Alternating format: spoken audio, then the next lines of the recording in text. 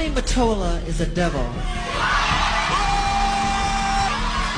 I'm not supposed to say what I'm going to say right now, but I have to let you in on a secret. He is a horrible human being, and we have to continue our drive until he's terminated. There may be a group of people that want to get rid of me. Because they are reducing my charge. They can do a lot of things.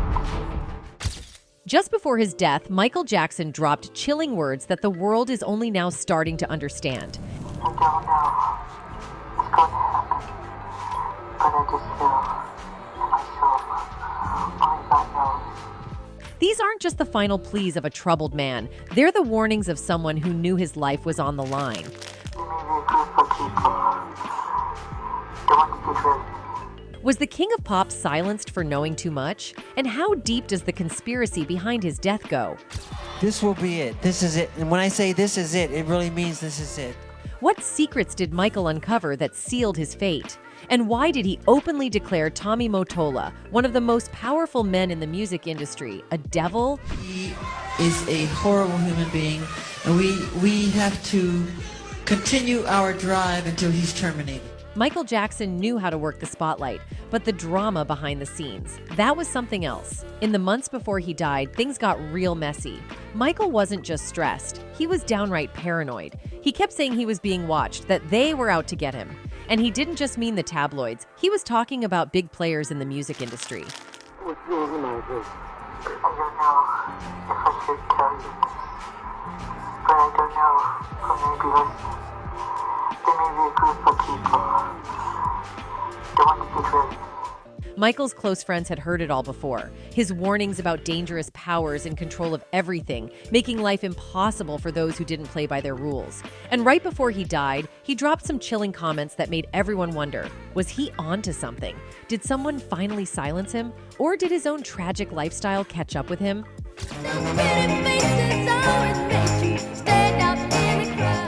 This was Michael Jackson, a superstar from the Jackson 5 Days to the King of Pop era. But by the late 90s, he wasn't just fighting for fame, he was fighting for control of his life. And what he saw behind the curtain, it might have been the very thing that got him unalived. And Tommy Mottola is a devil. I'm not supposed to say what I'm going to say right now, but I have to let you in on a secret. Michael wasn't just speaking about personal disputes. He was uncovering something far bigger, a network of control, greed, and manipulation within the music industry. But why did he single out Tommy Mottola? Tommy Mottola's name is synonymous with power in the music industry. As the head of Sony Music, one of the largest and most influential record companies in the world, Mottola controlled the careers of countless artists who would go on to dominate the charts. Icons like Mariah Carey, Celine Dion, and even Michael Jackson himself worked under Mottola's reign, making him one of the most pivotal figures in shaping the modern music landscape. We worked together probably 12 years or more prior to that. And we had nothing but an incredible working relationship. However, beneath the glamour and success of working with such a powerful executive, darker allegations began to surface.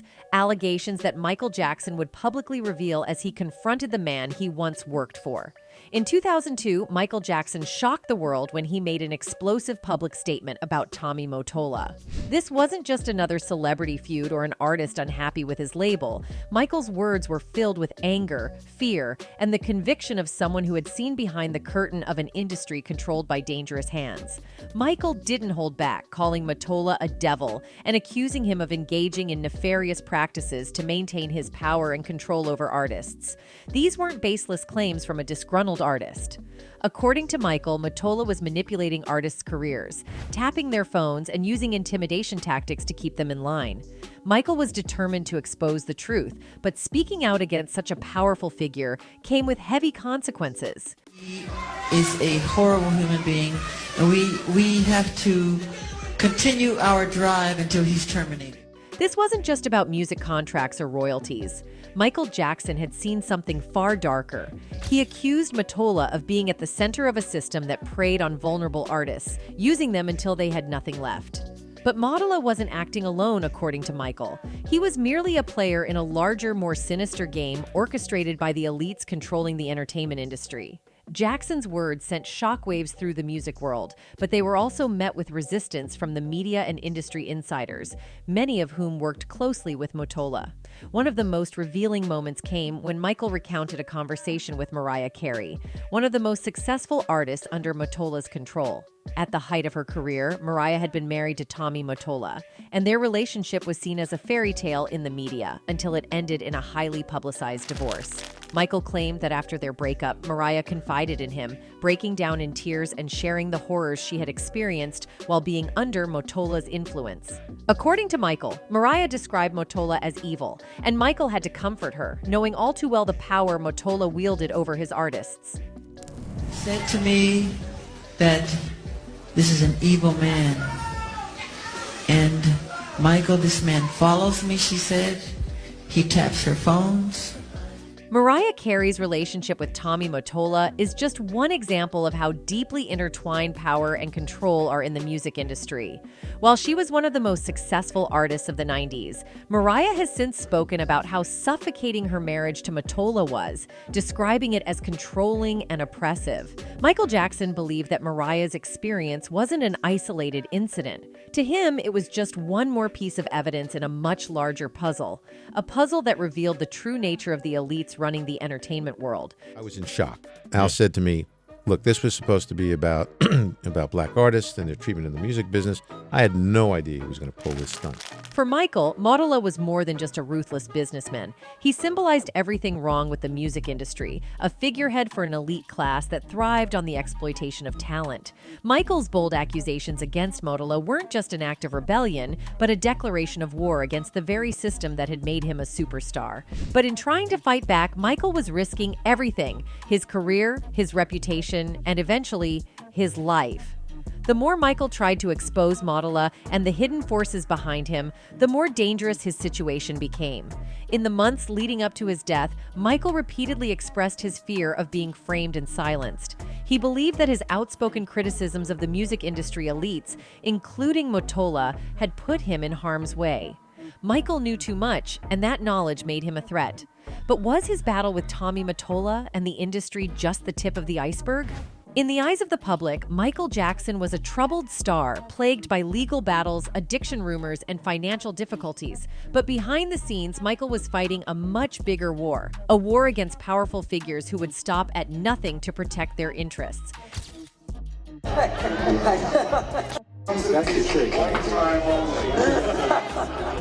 As the King of Pop's paranoia grew, so did the forces conspiring against him. His fight with Mottola, once a public feud, became a private struggle to stay alive, with Michael believing that his enemies were closing in on him.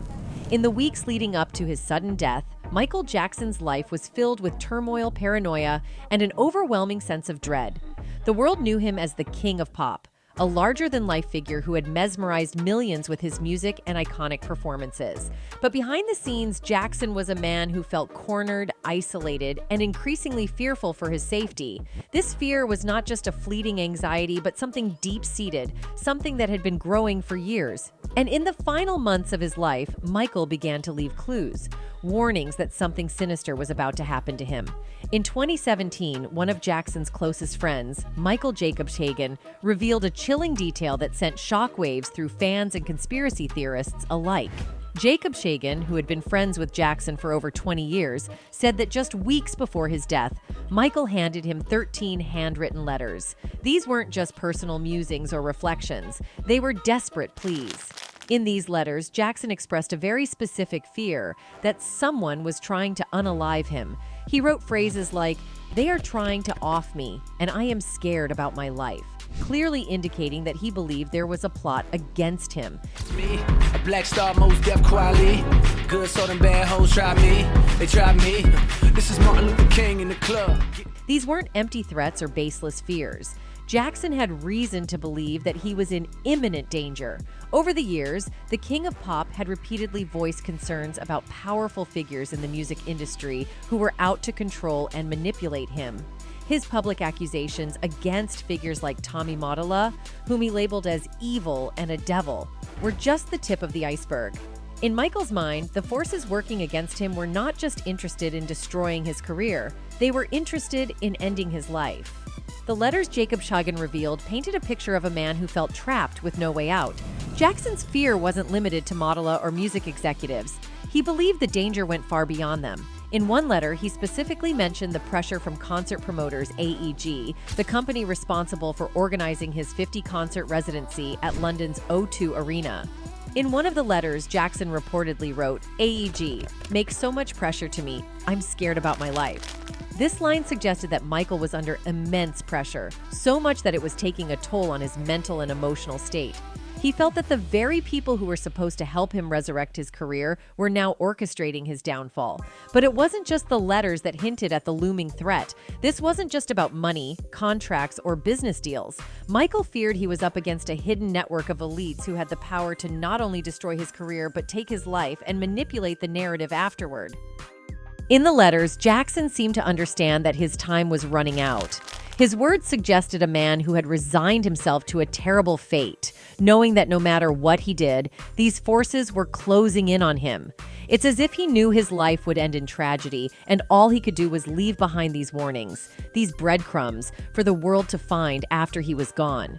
But who exactly was Michael talking about? Was his fear directed solely at Mottola and the executives at AEG, or was there something more sinister at play? Could these elites he spoke of be part of a larger, more complex conspiracy to silence him forever? Apparently, Michael Jackson knew it was going to happen and gave his fans hints of plans by some evil individuals to end him, but they didn't catch his drift. Comedian Cat Williams once claimed that one of the hints was when he named his last tour This Is It. He alleged that the pop icon knew he was at the end of his life and that he wouldn't survive to organize another tour, which is why he gave it that name. True to MJ's words, the This Is It tour happened to be his last, as he passed away in the same year that he made that announcement. Nigga knew it was finna happen. He told us, and we didn't know. He named his last tour, This Is It. This is it. The comedian observed that MJ didn't make the announcement in a celebratory manner. Instead, he sounded like he was tired of fighting the evil in the industry, and he had given up. So, Cat Williams appears to think that MJ's passing was pre-planned by the industry greats who disliked the power he wielded. For context, in March of 2009, in a high-profile press conference, Jackson thrilled fans by announcing his This Is It concert residency at London's O2 Arena. These will be my final show performances in London. This will be it. This is it. And when I say this is it, it really means this is it. Although the career comeback wasn't solely due to the superstar's desire to perform again with mounting debt, This Is It was designed to show the public, who had been bombarded with sensationalized tabloid wacko jacko headlines for decades now, that Jackson still had what it takes as an entertainer, and its proceeds would help the pop superstar get on top of his spiraling finances. Michael Jackson had written new songs and was rehearsing multiple hours a day in preparation for the concert series. But as the production team prepped for the shows, Jackson's already erratic behavior worsened as opening night approached. Emotionally frail and physically thin, Jackson was described by his makeup artist Karen Faye as very upbeat, but he was on the thin side. Faye said of an earlier April 2009 meeting with Jackson, "Come June, everything had changed. He was not the man I knew," Faye recounted. "He was acting like a person I didn't recognize." During a mid-June rehearsal, Jackson appeared very stoic but frightened. According to Faye, he kept repeating, "Why can't I choose?" It was one of the things he repeated over and over again, Faye said, adding that she had never seen him so emaciated. What exactly happened to the pop superstar between the months of April and June to cause such a notable change in his appearance and overall well-being? In May 2009, AEG Live hired Dr. Conrad Murray via Jackson to be the singer's exclusive personal physician for the tour, though AEG would later claim there was never a contract with Murray. What exactly was Murray's job? To ensure, to the best of his ability, that the performer was in tour-ready shape. By the time Jackson began rehearsing for the 50 concert dates, he was already being treated for chronic pain for decades. Some injuries included head burns that the singer suffered while filming a Pepsi commercial in 1984, and later a back injury he sustained when a bridge suspended above a stage that he was standing on collapsed during a concert in Munich, Germany in 1999. This compounded by Jackson's trouble sleeping, especially following tour performances and other high-stress circumstances, as well as multiple diagnosed anxiety disorders, meant the global icon had long been taking a cocktail of prescription drugs he was fully dependent on. Jackson's continued use of such medications made headlines in 2007 when a Beverly Hills pharmacy filed a complaint against the singer for not paying a prescription drug bill dating back to 2005. A former staffer at Jackson's home reporting, according to court documents, that the singer would take 30 to 40 Xanax pills a night. As the concert's rehearsals progressed and the weeks wound down toward the opening night of This Is It, Michael Jackson complained that he was feeling fatigued and that he couldn't sleep between rehearsals. Dr. Conrad Murray confesses that he had given the singer infusions of propofol in order to help the performer sleep. After a poor rehearsal on June 13, 2009, Jackson missed the following day's rehearsal on the advice of Murray. According to Kenny Ortega's testimony, the show director for This Is It, AEG was firm in putting Murray in charge of getting Jackson to rehearsals. He was very excited and just convinced that this was the time. He had great reason to do it. However, Jackson was a no-show for another week. Ortega stated that when Jackson returned to rehearsals on June 19th, he appeared lost, cold, afraid. And the show director believed the best thing to do would be to stop the production, but was torn because he did not want to break Michael's heart. In a series of emails to AEG Live executives, Ortega wrote Jackson was showing signs of paranoia, anxiety, and obsessive disorder-like behavior, and recommended a psychiatrist be brought in to evaluate the star. At a meeting at Michael Jackson's home on June 20th, Ortega recounted that Murray believed Jackson was physically and emotionally capable of handling all his responsibility as a performer, and that Murray should be the only one to make such decisions. After almost a decade's break in Jackson's music and performing, as well as an intense period that sought to take down his legendary career during his trial for alleged SA, the biggest superstar in the world needed to triumph in a comeback like no other. The stakes were as high as ever, and this comeback was simply too big to fail. The show must go on. Michael returned to rehearsals on June 23rd, apparently a very different man. I was overjoyed at his energy, his state of mind, his enthusiasm, Ortega stated. Dr. Murray later admitted he had stopped using propofol to induce sleep for Jackson for the 2 previous nights. A sleep expert confirmed that a person can recover quickly from heavy use of the drug. On June 24th, Jackson left his home around 7 p.m. and traveled to the Staples Center in downtown Los Angeles for what would be his final rehearsal. Many in attendance recalled the singer as continuing to be in good shape as he ran through the show. The rehearsal ended around midnight, and Jackson hugged his dancers and thanked the crew. Then the music icon returned home, where he greeted a small group of fans who had gathered outside his rented mansion. The sold-out shows were scheduled for just a few weeks, and for the first time, Michael felt positive and on his way to giving audiences the type of performance he felt they deserved. But it was only a matter of time before Michael began complaining of fatigue. Dr. Conrad Murray was concerned that Jackson was addicted to propofol and instead administered Valium to the singer in order to help him sleep. Throughout the night, Murray said he gave Jackson further doses of sedatives, but no propofol, even though the singer repeatedly requested it. Murray gave in to Jackson's demand for the drug mid-morning when the doctor added propofol to the singer's intravenous drip. On June 25, 2009, the world lost one of its greatest talents. But the circumstances surrounding Michael Jackson's death continue to raise questions. Was it a tragic accident caused by the negligence of his doctor, or was it something far more sinister? According to medical reports, the pop icon lost his life to overdosing on the prescribed surgical anesthetics and antidepressants. The records established that his personal physician administered the drugs to him the night before his passing, raising several eyebrows within the industry and the fandom. Dr. Murray abandoned his patient who was trusting him. His patient was vulnerable under those circumstances, having been administered. What many people found surprising was his personal doctor's failure to inform the paramedics and the physicians at the hospital of the drugs he had administered to MJ the night before.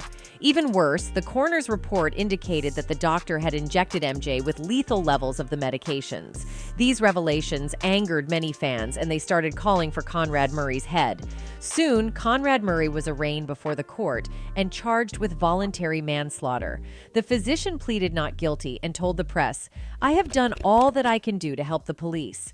I told the truth, and I have faith the truth would prevail." Murray's trial lasted for 6 weeks, with the jury given an extra 2 days to deliberate on the matter. On the 29th of November 2011, Murray was convicted and sentenced to 4 years in prison for voluntary manslaughter. The court imposes the high term of 4 years imprisonment in this case, pursuant to the Realignment Act of 2011 and the provisions of Penal Code Section 1170, Subdivision H. The prosecution argued that it was Murray's injections that caused the icon to lose his life, and therefore pushed for a stiffer punishment. However, the doctor's defense argued that he should be put on probation instead of prison because he had no criminal record. As expected, the 4-year sentence angered the family and fans, as they thought that Conrad deserved worse punishment than what was handed to him. The rumor mill then went into overdrive with a million explanations and theories about MJ's passing. One prominent theory surmised that MJ was eliminated on purpose, and the doctor was in on the act all along. Michael Jackson was a man who spent his life fighting for control of his career, his image, and ultimately his life. But in the end, those he feared may have been the ones to take it all away. Anyway, that's it for this video, folks. Bye.